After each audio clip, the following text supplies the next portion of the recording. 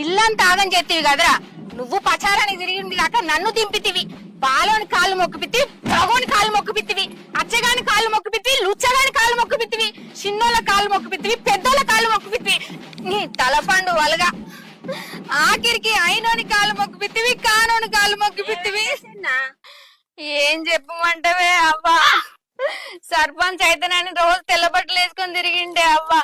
పెద్ద పెద్ద ఇరకానికి పోయిండే అవ్వ.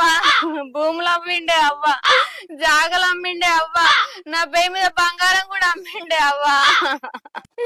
ఊరోళ్ళందరినీ పిలిచిండే అవ్వ, ఇంట్లోనే తాగిపించిండే అవ్వ, తాగితోడు తాగిండే అవ్వ, కక్కేతోడు కక్కిండే అవ్వ, ఆకిట్లా పోజిటోడు పోసిండే అవ్వ, ఆకిట్లా పోజిటోడు పోసిండే అవ్వ.